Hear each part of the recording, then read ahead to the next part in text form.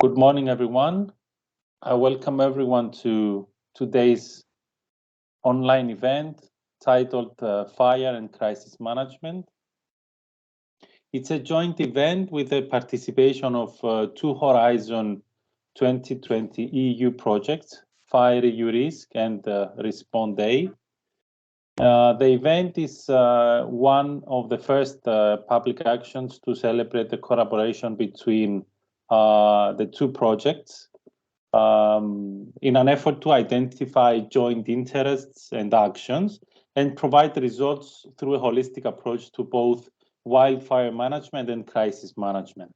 And of course, this is an effort to inform the public and the partners of the two projects about the actions that are currently being taken in the two projects and the work that is being done.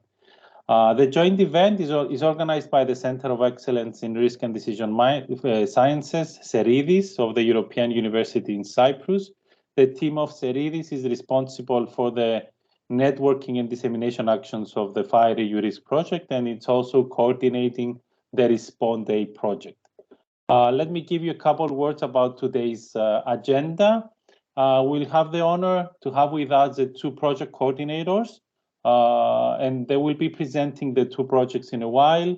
Firstly, Professor Domingos Viegas from the University of Coimbra in Portugal will be presenting FirEUrisk. Following Professor Viegas is Professor George Boustras from the European University in Cyprus, who will present Respond-A.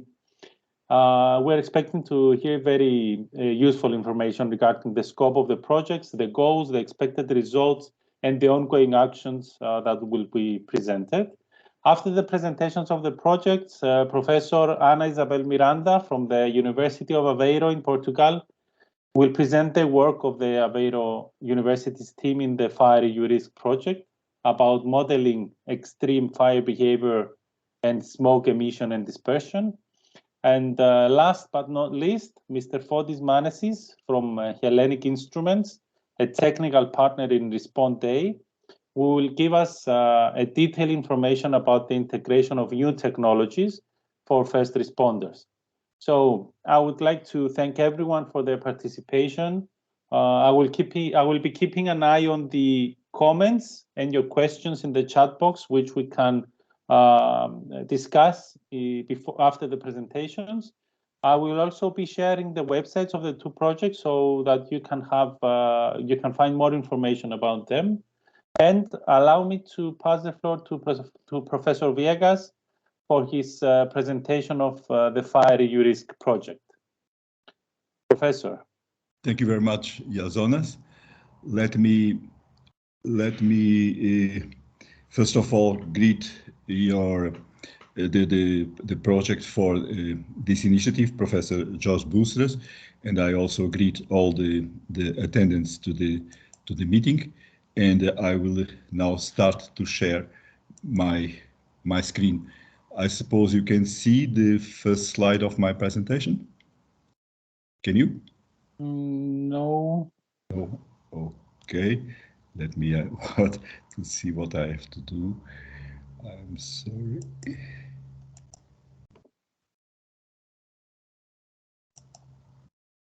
To share.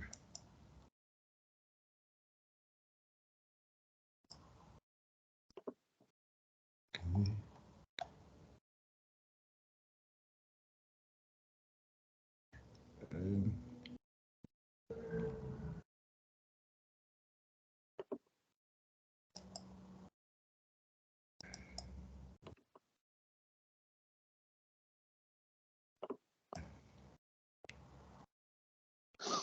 I'm sorry. No worries. You can try it on the top right of the screen. You click share. Share, yes. Yes, and then you choose the window, or from the window you choose the presentation. But I cannot see the window with the presentation. Why is it? I have the presentation open, but it does not show up here. No.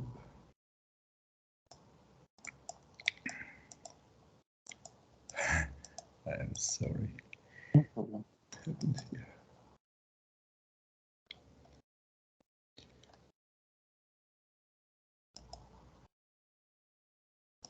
Share it.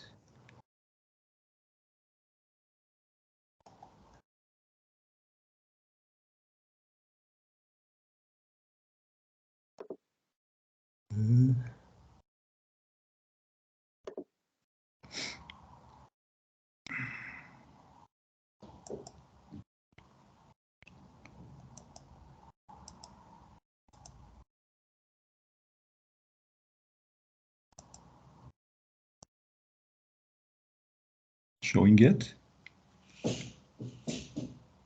No. No. Do you want to send me your presentation and I'll share it for you? Well, it's too big. It will not go because it has a video. But let me see what I am doing. If I go to share.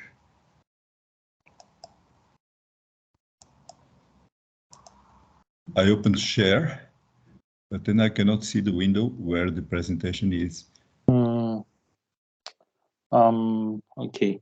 Shall we start with Professor Boustras and Okay, please, George, go ahead and I'll try to sort this out. Yes. Okay, let me upload my presentation as well.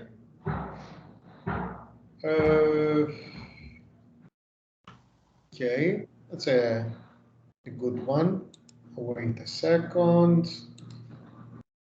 We're getting there. It's not a day for you okay? Okay, I did it. Let me make it full screen. Can you see my screen now? Yes. Yes, Professor Boustras, yes. Okay, thank you very much.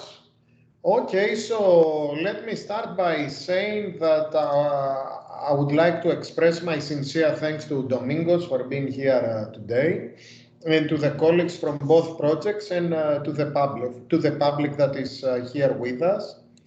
And I would like to thank them very much because actually it is as if we programmed everything. Today is World Forest Day. So what can be a better occasion than to celebrate this day today by promoting an event that puts together experts and professionals and academics and practitioners in the area of disaster risk prevention and management, with an emphasis obviously on forest fire. So to be honest, I will be honest with you because I always try to be honest and speak my mind. The reality is that I didn't know that we had programmed everything on World Forest Day, but then as the time drew closer to the day, we realized that this was the perfect occasion.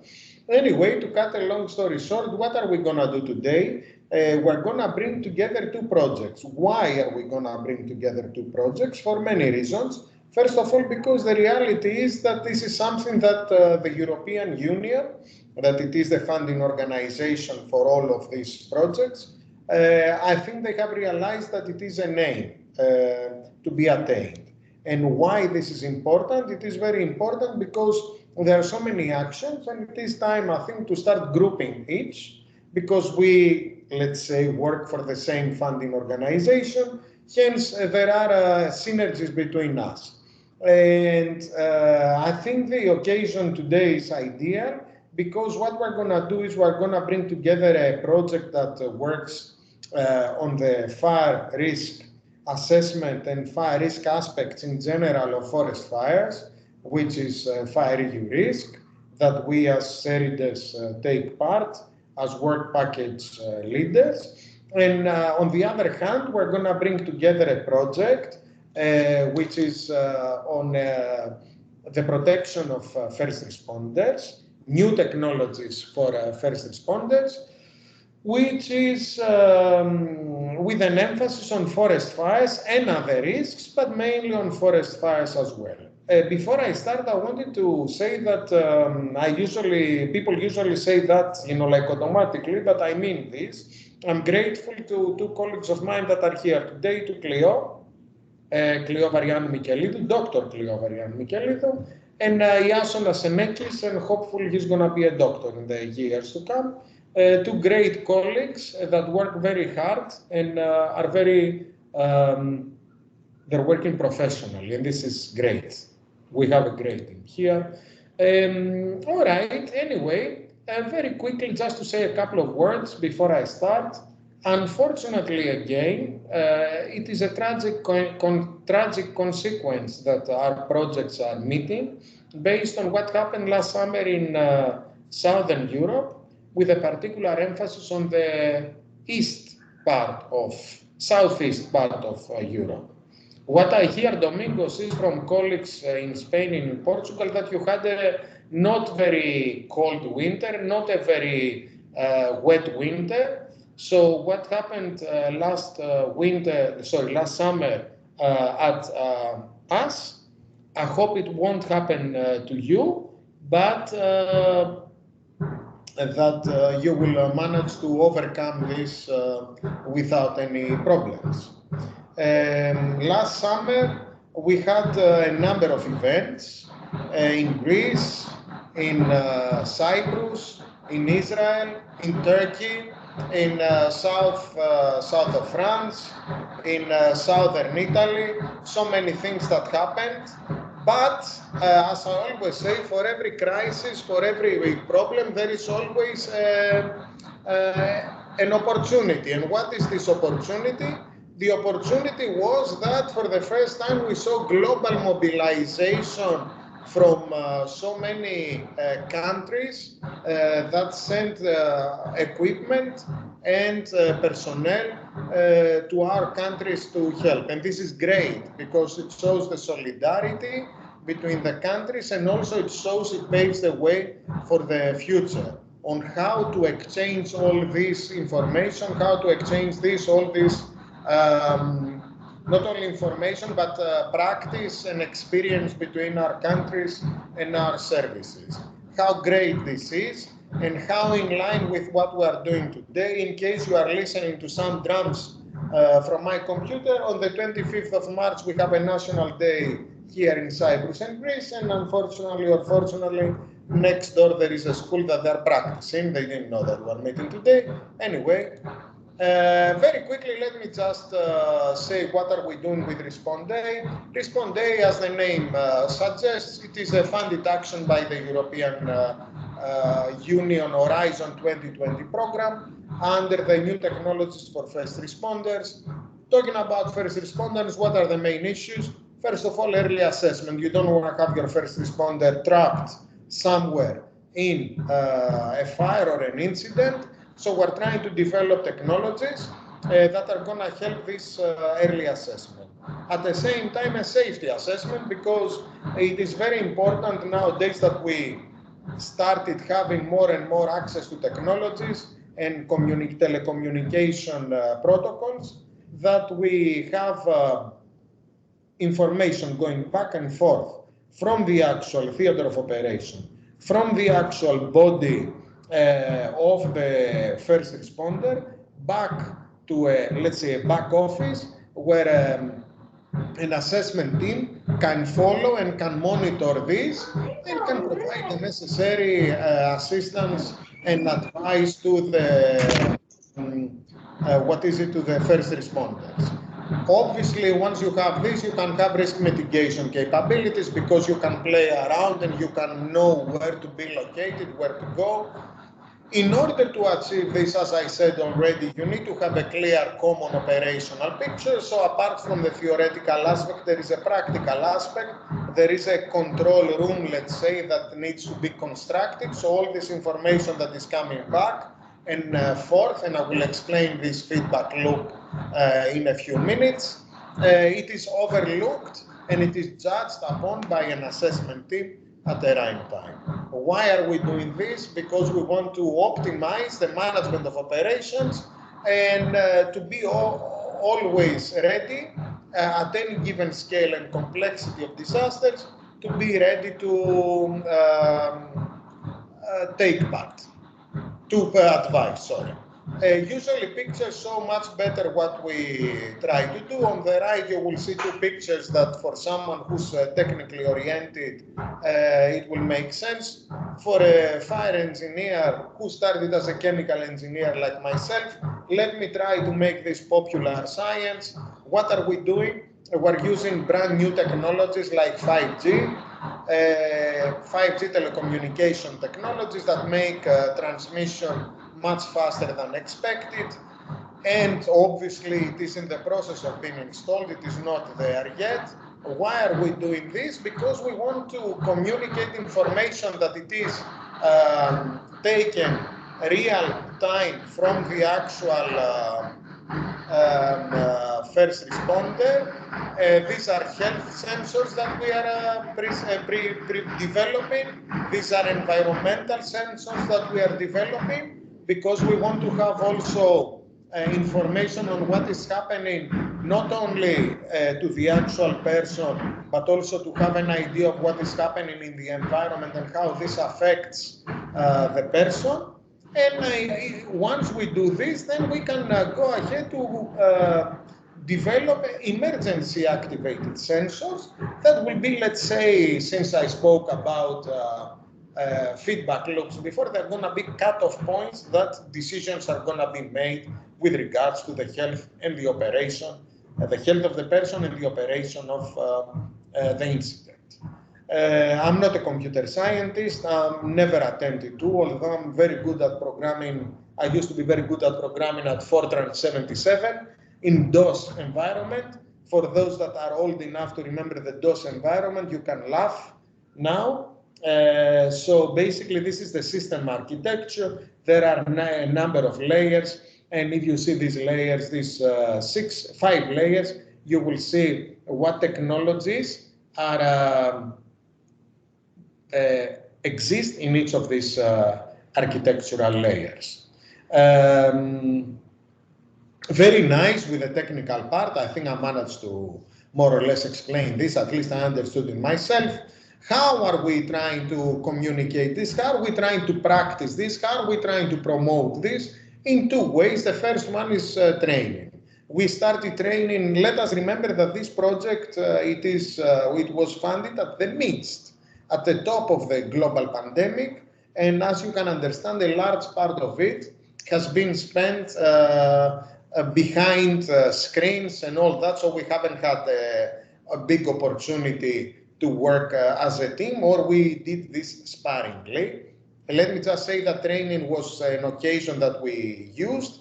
In December 2020, our colleagues Pau Costa Foundation, they set up a virtual training for 69 attendees from all around Europe, where we try to introduce the project and provide them with some sort of training in the virtual tools that the consortium is developing. We had a window of opportunity in September 2021, and we had people in the brand new fire station in the center of Limassol, where they actually, before the 3rd wave of the pandemic, they had the opportunity to become accustomed to the technologies that were developed at that time. 2 weeks ago or 3 weeks ago, time flies, I think it is 2 weeks ago, we had our 3rd training event in Athens, in Greece, in Egaleo city, where we had again first responders, both professionals and volunteer first responders that took part in this training with, as you can understand, as the project grows, with even more developed technologies. Next, very important milestone is we kept them for the second part because we wanted actually to be there and speak with each other and integrate the technologies. These are our pilot studies. We start, hopefully, pandemic and weather and whatever permitting in autumn 2022 in Limassol with a forest fire scenario. And we're going to try the technologies that correspond to this scenario and the technologies that had already been, will already have been developed. We go for an earthquake scenario in Athens. hopefully again in late autumn 2022. And we will finish in the port of Valencia in early spring. That's what I said about this year, but we didn't have any spring. We're still in winter here in Cyprus, which sounds very funny, but we have below zero temperatures and snow for anyone interested to come for a ski in Cyprus. So we plan this for March, I think early April of 2023. And this is going to be a really large-scale exercise that we're going to combine. Understandably, COVID has had an impact on our project. We haven't needed yet an extension, and we hope that we're not going to do this. As you will see, we have a big consortium, which in paper was supposed to be an obstacle, but in practice it has proven to be an advantage.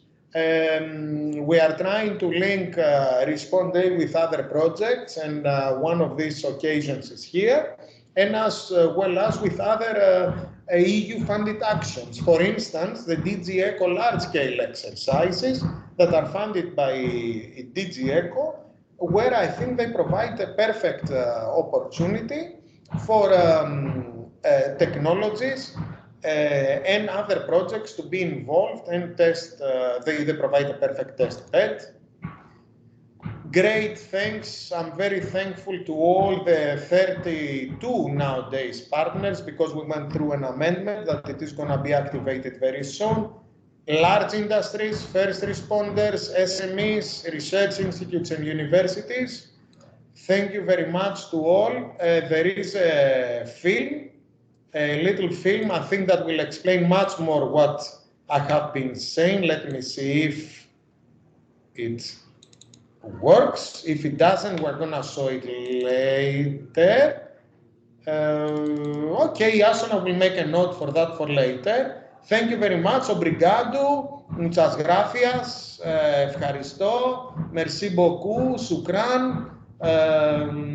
What else in Jewish, if we have anyone here?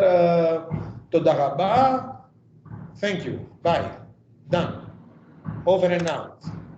Thank you very much, Professor Boustras. Thank you. Thank you very much. I will be here. I'm going silent. I will be sharing the websites now and the YouTube channel of Responde for you to see the videos of the training and the pre-training and to get more information. And now let's move to Professor Viegas for his presentation of the FirEUrisk project. Professor Viegas. Thank you very much, Iazonas. I apologize for this mishap, and I'm grateful to Professor George Boustras for his presentation, which gave us a good overview of the project Responde. For us, it is a pleasure to be partners or co-partners in FirEUrisk with the team of Professor George Boustras, and also of being having this cooperation with the Responde project. Can you see my presentation now? Okay. Well, I was invited to speak about FirEUrisk project, and it's an honor for me to be here. As you can see, the title of the project is Developing a Holistic Risk-Wise Strategy for Wildfire Management. This is a project that was approved 1 year ago. Started 1 year ago, supported by the Horizon 2020 in the field of forest fire research.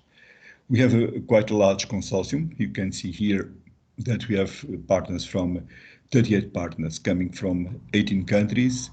Most of us are research institutions, but we have also operational agencies and enterprises. And we have an interdisciplinary group with different backgrounds in science and also in applications, in operation, in various experience. Here you can see the partners from Europe. You can see that we can have people from most countries, not only from the south where the problem of forest fires exists now, but also we are looking at the central and northern Europe where the problem is now increasing. The project is managed by a steering committee. I'm the coordinator, and I'm supported by Professor Emilio Chuvieco from the University of Alcalá, who is the scientific coordinator, and George Eftikidis from Kemea, Greece. He is the technical coordinator of the project. The objectives of FirEUrisk project are to develop, test, and disseminate and integrate a science-based strategy for wildfire risk management. We want to look at three aspects. One is risk assessment, then to reduce current fire risk and also adapt fire management strategies to future climate and socioeconomic changes. So these are the three, if I can say so, pillars of our project, with the risk of fire at the center of our attention. So we are looking at ways to reduce this problem. We have also the purpose of working in close collaboration between researchers, not only within the project, but also outside the project. And for that, this action and this collaboration with other projects like Responde is very important for us, with risk practitioners and with policymakers and citizens, because we are asked to work with the communities and also to produce results that can make policies, that can change the policy, not only in some countries, but also at European level, if possible. So we were asking, we are looking at the problem as a whole to manage risk. And as I said earlier, we are looking at the problem in this whole perspective, and also looking at the future, looking at other risks, and this always working with the community and with the operational institutions. The project structure and scope, it is based on the FirEUrisk, as I said. It is science-based, so it's a research project. We are aiming to have an integrated strategy, meaning that we intend to propose an integrated strategy to manage forest fires as long as possible. Holistic, let's say, looking at the problem as a whole, but we are mainly addressing extreme events, so because these are the cases that create more problems to society and to the operational institutions and to the communities. We are also looking in particular to the problem of wild and urban interface, because this is where people are met by fire and where the problems, namely accidents, may occur. And we are also addressing new fire-prone areas, as we see that in Southern Europe, most countries are already experienced with the problem, although we are now facing new problems. But for the northern countries, this is a new situation. So one of the pillars, as I said, is the wildfire risk assessment. We want to go beyond fire danger as a base of fire management. As you know, most countries assess the meteorological conditions for each day. They have the wildfire weather index, and that is their assessment. But we want to look also at other components, for example, the vulnerability of the different elements that are exposed to fires, not only from the communities, but also the structures and the environment. We want to include social and ecological aspects of risk in a holistic approach, and we want to focus on the managing of fire risk conditions in the wild and urban interface mainly. And we want to involve local population in fire management aspects in the so-called citizen science, because we know that when there are large fires, in the end, it's the citizen himself that has to face the situation, because maybe he may not be helped. This is the overall diagram that we use in the project to assess, to characterize the wildfire risk. So it has different components. We've been discussing very much this structure of the analysis of the wildfire risk, and this is more or less from where we started. Now we are using a slightly different, but this is the basis. Let's say we are looking at the components of risk, we are looking at danger and the vulnerability of different elements, and we are acting in these different variables as they exist now and in the future to reduce this risk. To reduce the risk, we are testing different fire risk reduction strategies. all over Europe. So in different countries, people use different management strategies, and we are assessing them. We also want to reduce ignitions, mainly those that are caused by human activity. And we also want to increase the socio-ecological resilience to build capacity both in the environment and also in the societies, in the communities, to face the risk of fires. And we want to learn from previous extreme events to capitalize the experience and to see how we can improve the resilience of the people. And it is expected that from our science, we give guidelines to training and to preparedness for all stakeholders, from citizens to firefighters, to foresters and to fire managers, and also at the level of decision and policymakers. So this is one of our aim. And thirdly, we are looking at the adaptation to wildfire risk. We want to look at the different fire regime scenarios. We have good modelers on climate and on vegetation that are looking at what will be the future climate scenarios and growth of vegetation, and to see what we are preparing to face in the future.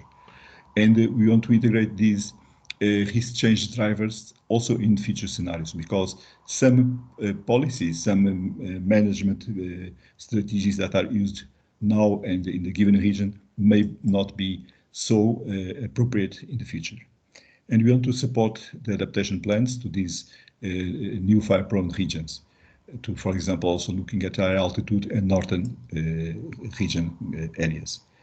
And mostly want to improve the resilience of wild and urban interface areas to extreme fire behavior. For example, we are looking at the construction rules, what materials are used in the building house, where the houses are located, and how we can assess this. And all this we are doing in integrated form, trying to integrate with existing systems and existing platforms. We are making use of other systems also and services, and we want to create ways to communicate with citizens living in fire-prone areas, also using new technologies. And we were asked to consider also cascading effects related to wildfires that can be brought from other risks that may be before or after a wildfire. And in doing this, we are aiming to network with the international wildfire research community, and we have boards in the project for this, and we are eager to look at the collaborations like the one that is presented here. Actually, in the Green Deal program, we are participating with the FireLog. It's a concerted action that is bringing together projects that are working in this direction. And we want to create these platforms to support the decision. One of the tools that we have developed is a full map of Europe that we are now proposing to be used by also other projects. This is the structure of the project. It has several work packages. It's not worth to go into detail on them, but you can see here 3 technical work packages, then an integrating work package, and then a pilot and demonstration, and finally a policy integration and outreach.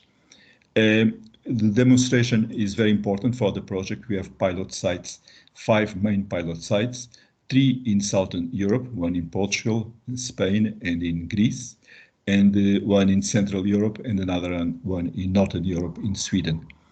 We have also different demonstration areas, and we are aiming to test different solutions in these pilot sites and also at European scale to modify the policy.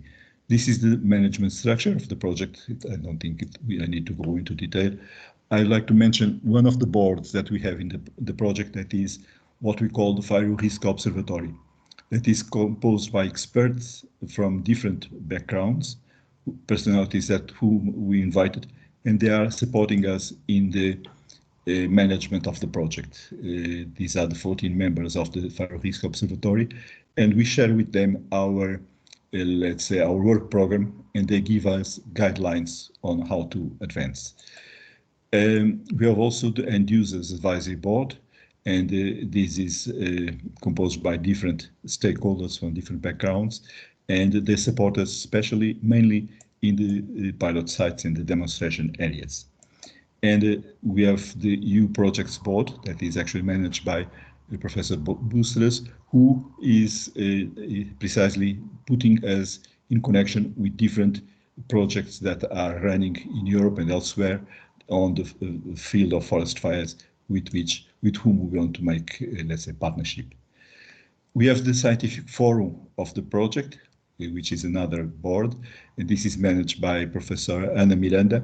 And with this, we are linking with scientists that are working throughout the world, some of them not even in European projects, but we know that there are very good people there, and that they want to make the best of their capacity and their knowledge, and they are also sharing our activity and getting their insight from with this board.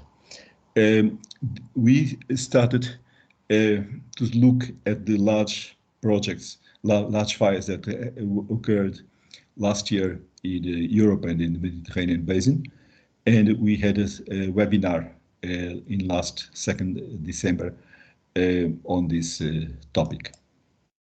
And these are some materials of our dissemination of the project, and I will finish with this video that gives a video graphic that gives an explanation of.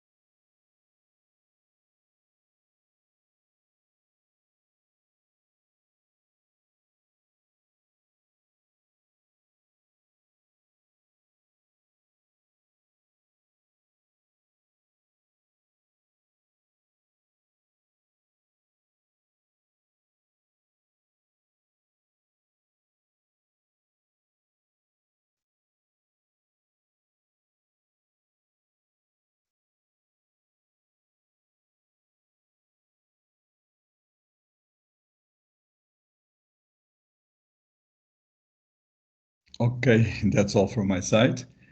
I thank you very much for your attention and for being invited to participate in this. Thank you very much, Professor Viegas, for the presentation and the information about FirEUrisk. And it's a pleasure to see the two projects joining together today and sharing the information to the public and to the rest of the partners. Thank you very much. I understand that you have another obligation now, so we are very grateful for you being here. Thank you for the presentation. If you have time, stay with us, or else we would like to thank you once again. Thank you. I'll be with you. Allow me to, yes. allow me to move to Professor Ana Miranda for her presentation from the work that is being done at the moment in the FirEUrisk project regarding the modeling of extreme fire behavior and the smoke emission and dispersion. And during the discussions that we had about the organization of this event, we were trying to find the joint interest and see how we can combine the two projects in regards to the goals and the interests that are being developed and the products that are being developed.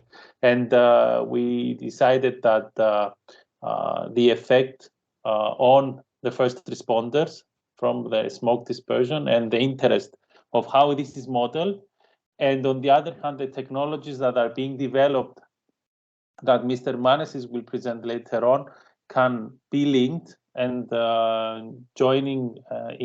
combining these two interests, we can come to very interesting conclusions and find the solutions we want in both projects, so that we do a better fire management and, of course, provide better conditions for the first responders. So, Professor Miranda, can you hear us? Hi, good morning, everybody. Hi, we can see you. Thank you for the invitation to be here in this joint event. Can you stop sharing so I would be able to share my screen? Let me see if I can do something here. How can I stop sharing? I think, Professor Miranda, if you try to share on the top. Yes. Okay, I'm going to try. Yes. Can you see it already? Yes, it's coming up. Yes? Yes, great. Okay, so that's perfect this way.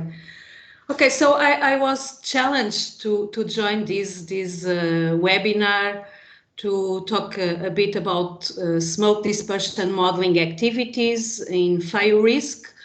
But I was also collecting some information regarding our previous activities, and I'm already very interested, because I've seen in the presentation by Professor George Gutekas, okay, sorry, I cannot pronounce your name correctly, that I saw some firefighters with equipment to measure air quality levels, so I'm already very enthusiastic about this. Well, I'm here, but of course what I'm going to show is a result from my group activities, so it's a long list of names, but we are all cooperating and contributing to this. Well, so probably you already know that when we see these very huge smoke clouds coming from wildfires, they contain a lot of compounds. Some are greenhouse gases, as carbon dioxide, nitrous oxide, methane. Others can have a role in the production of ozone, of photochemical pollution, like nitrogen oxides, carbon monoxide, and hydrocarbons. And we also have the question of human health impacts, and I have there particles, PM10 and PM2.5, which are very critical in terms of human health. So we can have effects at different scales. I already mentioned greenhouse gases, so we have an effect, wildfires have an effect in terms of climate change. We can have a contribution in terms of photochemical pollution in more mesoscale or regional scales. And then at very local scale, we can have very big and acute air pollution episodes. And this is going to be more often under climate change scenarios. And we are already realizing that big wildfire extreme events are happening more and more often. And what type of human health effects we can have? We can have acute effects, and probably some of you already felt this type of effects. So hives, irritation, breathing difficulties, headaches, dizziness, and even nausea. It depends on the concentration of the pollutants. And we can have long-term effects, and these are more related to firefighters, to the operational people. So a decrease in the lung function, respiratory tract constrictions, and an hypersensitivity in terms of airway function. And we have several examples of what is going on already around the world. This is a picture from Vancouver in 2018. The city was surrounded by smoke from wildfires spreading in the area. This is from Sydney in 2019. And this is from my town, Aveiro. And this is a picture from my office in 2020, and the town was involved in smoke from wildfires which were burning north of the town. And of course, this is not only a question of population, it is also a question of firefighters, and they are exposed to very high levels of concentrations. Well, this regards the measuring part. So Aveiro, this is a map of Portugal. Aveiro is in this red part over there. And during these days when we had very high concentrations in the town, the air quality came to the red level. So it was really, really very bad air quality in the city during these days. And you can see here, this is a graphic showing in this case is PM10 values measured during one entire month. It was September, and you can clearly see the effect of these wildfires. This red line is the limit value, which is established by the European Commission, a daily value, and for the protection of human health. So if the values are higher than this 50, it means that we are suffering in terms of human health. And you can see the value was higher 4 times more than the limit value. And so this is happening. And for the firefighters, you can imagine what they are briefing. And we had a project some years ago. It was a national project when we were measuring exposure, and you can see here the equipment they were carrying, and it is in some way similar to what I have seen previously. And they were also doing some measuring, monitoring tests regarding health indicators. And this is just one example. This is coming from a particular firefighter, and this is carbon monoxide. And I only highlight these peaks that we have there. And these very, very high peaks of carbon monoxide in the air, they could be very critical, because it means that the firefighters were exposed to values that can contribute to their disorientation, to asphyxia. And so this is happening, and it is very important to measure these values when firefighters are fighting the fires. And regarding the health indicators, these are measurements of carbon monoxide and carboxyhemoglobin before and after the exposure. And so in terms of health indicators, the difference is very, very high. This is from different fires, and so there is a common trend here. Well, and based on this, we have our FirEUrisk aims, and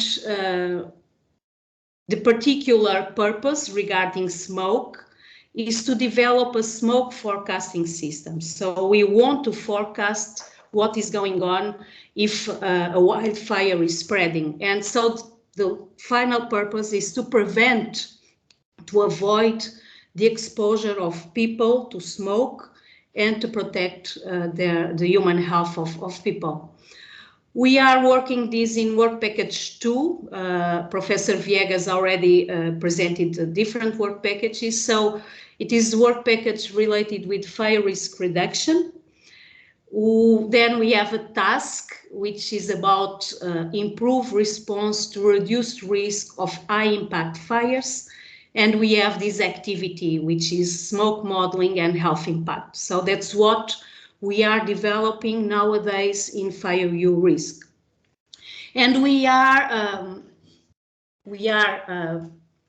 tackling this question with two main approaches, that we call a top-down approach and a bottom-up approach. So with the top-down approach, what we are doing is to forecast the smoke mainly using satellite data. And so the idea is to, based on satellite data, we can calculate the emissions of the pollutants, and then we have a chemical transport model, and we can simulate model how the smoke is dispersed, the chemical reactions, and calculate the concentrations. Then we have the bottom-up approach, which is based on information from a fire propagation model. And so using results from a fire propagation model, we can calculate emissions again. And using these emissions, we can calculate the dispersion and provide emission maps and concentration maps. And the idea of doing this with the two approaches is to forecast for the next hours if a wildfire starts. Well, both have advantages and limitations. For instance, if we use the top-down approach, we are in some way restricted in terms of scale. So we cannot come to a very local scale. Probably we can only go to the national level, and this is coming from, well, it is already 2003. If you probably you don't remember, it was very, very critical in terms of wildfires in Portugal at that day.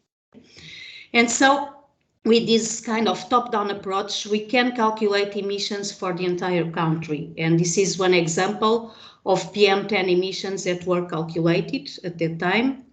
And we can use this chemical transport model to calculate the concentrations in the air. And this is a result that we had. And these maps are differences. So they are differences between a simulation without smoke emissions and with smoke emissions. And so here we can directly see the impact of the smoke regarding PM10. And you can see, for instance, that the 2nd of August, in this particular day, we had plus 40 micrograms per cubic meter in terms of concentration. So it was really, really very hard in terms of concentrations in the air. Then the impact was becoming more and more reduced, but that's what we can do in terms of modeling. But national level is not enough. We want to go further in terms of scale. We want to have a higher resolution. And these results that I'm going to present now are already a kind of direct result from FirEUrisk. So we are working with fires in 2017 as a case study for testing the tools that we are adapting and developing. So this is what was happening in Portugal, in the central part of Portugal in October. We had several events going on. You can see them here. And based on information from a report, in fact, this report was produced by the team of FADAI, of Professor Viegas. We were able to characterize the fires in terms of burnt area, in terms of the beginning and the ending hour and the duration of the fires. And this was very important for the calculation of the emissions and the calculation of smoke impact. The emissions were calculated for now in a very, very simple approach. This is a very typical equation. So we have emission factors that are coming from bibliography. We have the burnt area, we have the fuel load, and you can already understand how the fuel is important, is so important when we are dealing with these smoke things, and the burning efficiency. And this is one example of the emission factors that we are using and we are improving. And these were developed for the southern European area, so for the type of vegetation we have in the south of Europe. So we have the different pollutants, we have different types of species, and then we have the emission factors. And so we were able to calculate the emissions. We have these emissions calculated hour by hour.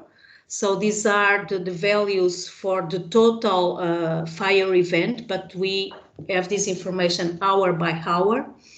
And based on these emissions, we were able, for instance, to compare the wildfire emissions with the anthropogenic emissions. By anthropogenic, I mean what was emitted in 2017 by all the other sources of emissions, like road traffic, residential combustion, industry. And you can see that only for these October events, we have much higher emissions of PM10, which are this blue column, PM2.5, and carbon monoxide. And so the contribution of wildfires in terms of emissions for Portugal, and in this particular case, is very, very important. And then we are testing these particular fires with a chemical transport model already. And for this chemical transport model, we have to consider the meteorological component, of course. So you can see the wind field that was calculated by this model. And we have the concentrations over there, and you can see now we are dealing with concentrations. So the values are micrograms of PM10 per cubic meter of air.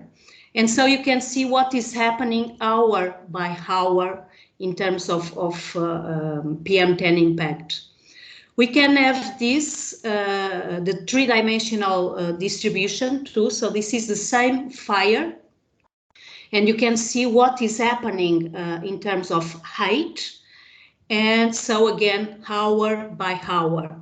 What we want to do in FirEUrisk, and we are working for that, is to do this type of things in forecasting mode. So we are doing for something that already happened. So we want to have this provided to people in the forecasting mode. So what are the challenges that we are facing in FirEUrisk nowadays? So we are improving the emission estimation. What we were doing, it has to be defined in terms of fuel, in terms of emission factors, in terms of burning efficiency.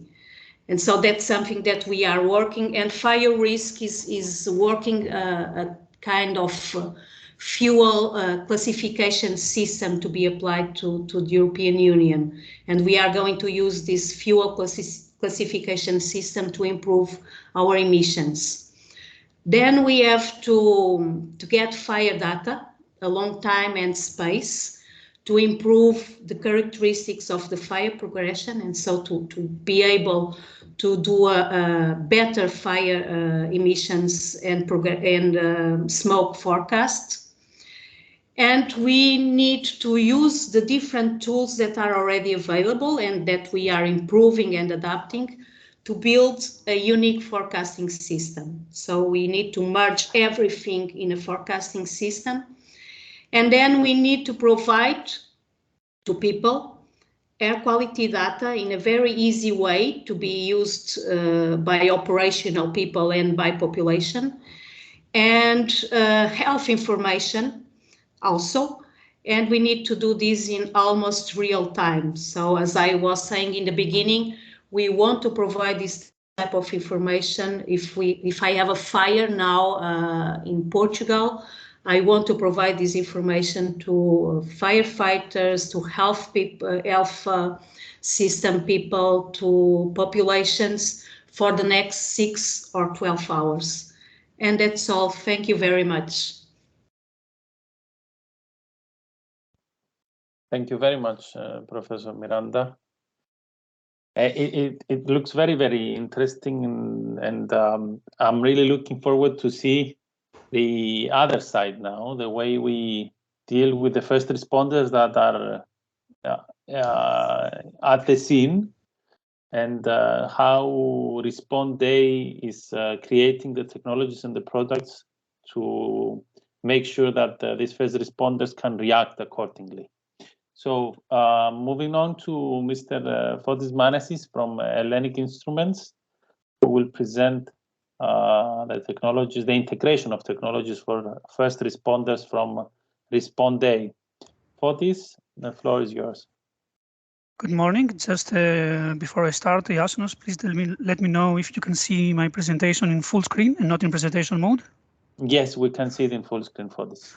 Okay, perfect. Thank you very much. Good morning to everyone. First of all, I would like to thank you for the invitation and for having the opportunity today, not only to present the technologies we're developing and the work we're doing in the Respond Day project, but also to collect data from the work that is being done in the FirEUrisk project and investigate the possibilities for any synergies between the different but with somehow same target technologies that we're developing in our project. My name is Fotis Manasis. I am representing the Greek company Hellenic Instruments, and we will discuss today how the sensors and the smart wearables generally improve the first responders operations, as well as what kind of solutions are anticipated to be developed in the framework of the Respond Day project. So to start with, we would like to say that, as we all know, there are several different types of first responders, such as firefighters, rescuers, the police, paramedics, and others. All those type of first responders have some kind of several common operational requirements, but also depending on their type, they have some specific requirements as well. Examples of the requirements that are common in all the types of the first responders are the ability to have some constant voice communication, as for the majority of the cases they work in groups and they need to coordinate their actions as a team. Another common requirement is to know the need to know the position and the health status of their colleagues. In case there is something wrong, they need to provide some immediate help. And of course, some other examples are of the specific requirements, the ability to operate in low visibility positions and know the exact position. For example, in case there is a dense smoke, or for the paramedics, that they need to have a fast and accurate in the field tracking system for the possible casualties that will be on the field. So all those requirements are in the last years taken into account and addressed in the best possible way by various technologies that are being developed. In the last years, some types of the technologies that are developed are the hands-free communication devices, the ruggedized electronic data display devices, AR heads-up displays, smart clothing able to detect injuries, sensors embedded to the first responders' uniforms in order to monitor their vital signs, and the wearable situation awareness monitoring devices. Those kind of devices provide two types of added value to the first responders. The first is the give a better operation ability to the first responders, as they are able to trace and intervene at the exact position of the incident. They can have some kind of better cooperation between the teams. They can provide advanced treatment of the victims, and overall, of course, provide some higher efficiency on their operation. And regarding the safety of the first responders themselves, they have the ability to trace the danger level of the first responder due to the environmental conditions at the field. They have the ability to trace the vital signs of the first responder during the operation. They have the ability to trace the first responder that is in danger and where he is located. And of course, after all of those technologies provide an increased safety to the first responder himself. Regarding our project, Respond A, and what it offers in those terms, I will not go in detail here regarding the architecture of the first Respond of the Respond A project that was presented before by our coordinator, Professor Boustras. I will just say that the Respond A project offers tools for communication, for communications and mission organization management tools, what we call the command and control center application. We have sensors and triage platform. We have unmanned aerial, ground, and autonomous vehicles, and platforms, of course, to control those vehicles and the fleet. We provide augmented and visual reality enhanced vision tools, data visualization tools, and of course, mission and safety tools for cyber attacks, etc. Today, as we said before, we're going to focus on the wearable sensors and how they're integrated in the operation field. So what is being developed within the project by several different companies has to do with the Sensorized Vest. First of all, we can see it here on the left, as we have the integrated in this vest. We have a heart rate monitor, a breath rate monitor, and a level of activity. Of course, we will go in detail in all of those technologies later on. Then we have the radiation and toxic acid detection. We have a heart stroke danger level and CO2 and carbon monoxide positioning level. And we have the positioning sensor.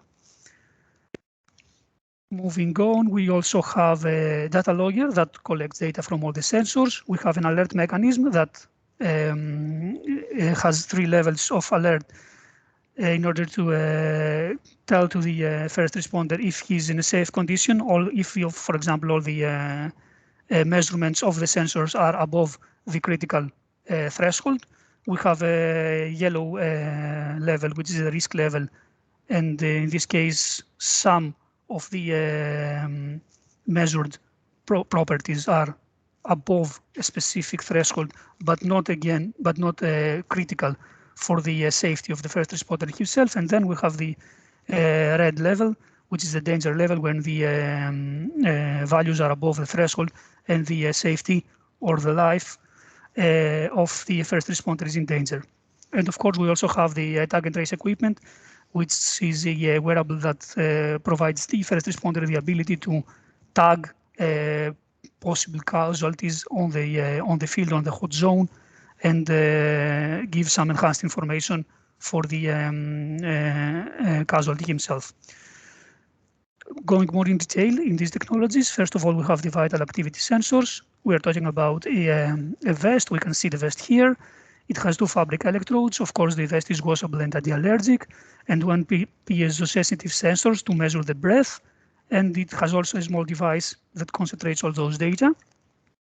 Through the system, we measure and store on this device an ECG, the respiration level, the heart rate, the breath rate, and an HRV of the first responder. And moreover, we measure the RR interval, the interval between the breaths of the first responder, the posture and the level of activity, if the first responder is still, if he's walking, running, or climbing a stair.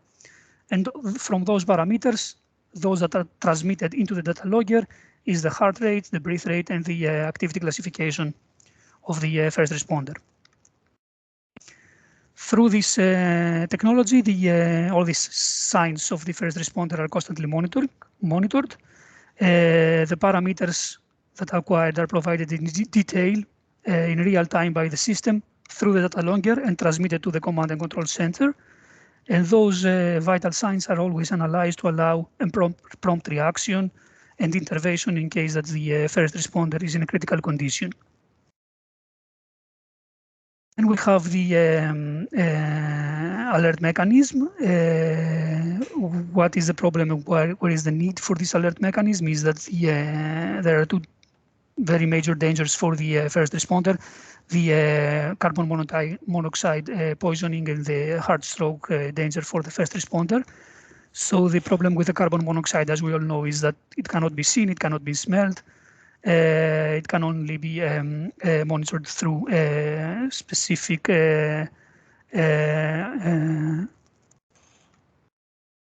mechanisms. So what we do here with this carbon monoxide alert mechanism is that we measure constantly the concentration of the carbon monoxide, but we also take into account the time of the exposure. So it's not a direct measurement of the carbon monoxide, but it takes into account also the time of the exposure, so the whole exposure of the first responder in the last hours, and it calculates the carbon monoxide that has been concentrated to his blood and the danger that the first responder faces in terms of carbon monoxide poisoning.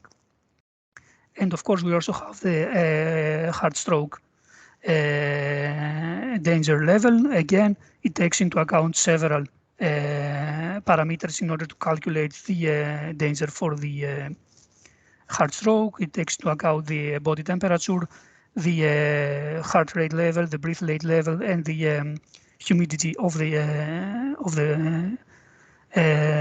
skin of the first responder in order to calculate the danger that the first responder has in terms of heart stroke. All those parameters are concentrated in a mechanism that is positioned on the chest of the first responder with a Velcro tape, and it has 3 levels of danger, as we said before: a green, a yellow, and a red level. When you are in a green level, there is a green light that lights up on the mechanism, and everything is okay. When you are in a yellow level, there is a yellow light that lights on the mechanism, a small vibration, and a sound notification. And when you are in a red level, there is a very louder sound notification, and of course a vibration in order to allow to the first responder to know that he is in critical condition through the vibration, the sound that is coming out from the alert mechanism. And also you have the light so that other colleagues may see that you are in danger in case you cannot understand the vibration or the sound. Then we have the precise positioning system. Again, it is a wearable, so we have a system that uses ultra-wideband technology to provide an indoor real-time location. It is, let's say, a GPS for indoors. So it is based on time of flight measurements. It has an accuracy of 5 to 20 centimeters in a line of sight, and it has an accuracy of meters or room level, let's say, in the cases that there is no line of sight. And in case that there is a hard line of sight, no line of sight situation, it uses additional technologies in order to calculate roughly the room that the first responder is in. So how this positioning system works, we have the same device that can act as an anchor and as a tag with small dimensions. This device consists of the ultra-wideband communication module, of the processing module, and of a battery that lasts approximately for 8 hours. This, as we said, device can be placed as an anchor and as a tag, the same device. When it acts as an anchor, the device can be mounted on a drone or on the top of a tripod. And when it acts as a tag, the device is placed on a helmet or on the wrist bracelet of the first responder. For now, we have integrated on the helmet as a working prototype, and then we are seeing if there are several other positioning on the first responder that will be fit bestly. So what is the added value of this technology is that it provides a higher efficiency of the first responder operation, because it fills the gap of the unavailability of the global positioning systems indoors. It can permanently track and control the first responders that are involved in operation. And of course, it has the possibility of publishing the data in some kind of visual interface in the command and control center. Regarding the safety that it provides to the first responder himself, it has some real-time positioning update of the first responder, about 1 position per second. It can provide a high location accuracy for indoors, and of course, it has the possibility to generate alarms in case of a sudden fall, or if the first responder enters a prohibited or in a dangerous area. Regarding the infrastructure required in order to develop this technology, there is no need to have some pre-installed infrastructure. There is easy and semi-automated deployment, so you just deploy the tripods with the tags on them. It has a reduced size of both anchor and center location units. Their devices are self-powered, they have their own batteries, and of course they can be integrated with other technologies, for example, Wi-Fi and other ultra-wideband technologies. The next part is the environmental sensors. Again, here we have the development of some sensors that are attached on the jacket of the first responders with a Velcro tape, and they are connected to the data logger. Those sensors measure the ambient air temperature, they measure the radiation, beta and gamma radiation, methane and combustible gases concentration, concentration of oxygen, of nitric dioxide, sulfur dioxide, and hydrogen sulfide.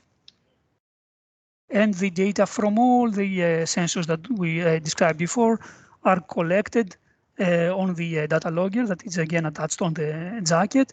It receives data, as we said, from all the sensors, and through a communication module, it can transmit the data through Wi-Fi or cellular to the command and control center. The added value for the first responders from these technologies is that you have the ability to constant monitoring the conditions, the environmental conditions on the field that the first responder is operating. You have the reduced danger for the first responder to be poisoned by any type of gas or to be exposed in radiation. And for the data logger, you have a compact and ruggedized integration from all the data sensors to one device. You have a constant data transmission from the first responder to the command and control center. And of course, there is an increased safety for the first responder himself after all. The next technology is and the last one is the tag and trace system. Why do we need it? Because in the cases that we have mass casualty incidents, usually the situation is chaotic, and it's very difficult, and it takes time to find out how many people have been affected. Where are they? If they have been moved from the scene, or if they are still there, how are they going?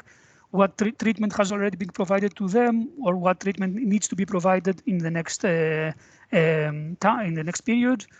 And of course, what we need to do is to help the medical workers in the field and at the hospital to understand the history, what has been already done to the casualty, to help inform the commanders to the scale of the incident, to understand how many people are affected by the incident, and of course to learn from the experience. So what we offer here in the project is the ruggedized tagger. You can see it here on the arm of the first responder. And we also have these tags here and here that are the what we call slap wrap. You just place them on the casualty and they wrap around their arm. There are color codes that gives first information about the situation of the casualty, if it is okay, in a medium level or in a very bad situation. So you have first of all the color code here, and then through the ruggedized tagger or through a mobile phone. It depends on the type of the first responder. For example, if we're talking about a paramedic that has no gloves and can provide more information, we will use the mobile phone, because with no gloves you can use it and you can add more information in case of the other types of first responders that don't have paramedic knowledge, and they also use hands. We have the ruggedized tagger with fewer information that can be provided, but can be used very, very fast with gloves, for example. So you provide the information through the mobile phone or the tagger in the NFC of this tag, and you can automatically track the exact position of the incident, the time, who interacted with him, and you can also insert data about some vital signs, treatments already provided, and some kind of medical history, of course, from the incident and after. And moreover, regarding this tagging system, we have the AR glasses that can provide two things that as an added value to the first responder. The first one is that they can also read those taggers through a QR code, so they can the first responder can have a hands-free display of the casualty vital signs. They can have alert to change the triage status, and can easily change from the one casualty to the next by reading the QR codes. And of course, those AR glasses can provide information about the measurements that are being taken for the first responder himself through the vest that we described before. And in the final part regarding the integration, as we said, all the information are collected into the data logger from all the sensors. We have the data that are coming to the data logger from the environmental sensors. We have the data that coming to the data logger from the positioning system. We have the data that coming to the data logger from the rest vital sign sensors. For example, the health sensors acquire their data, they transmit it to the small device that is attached on the vest, and they are transmitted to the data logger. Regarding the CO2, the carbon monoxide positioning and the heart stroke danger level, we have the concentration that takes the data for the carbon monoxide and the temperature of the skin and the humidity of the skin. It also takes into account all the data from the sensors of the heart rate and the breath rate. All of those data are concentrated in the concentrator. And if there is some kind of danger for heart stroke or carbon monoxide poisoning, it gives the alert mechanism the sign to change level. Moreover, on the first responder, we have the casualty tagger and the tags. And of course, all those data are transmitted to the sensors platform and then to the command and control center to the data format fusion of the project. So all those data are collected to the data logger and transmitted to the platform.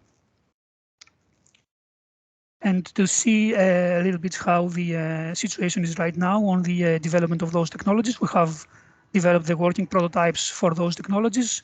We can see here, for example, the working prototype of the positioning system placed on the helmet. Of course, as we said before, we are now discussing on moving it to another positioning.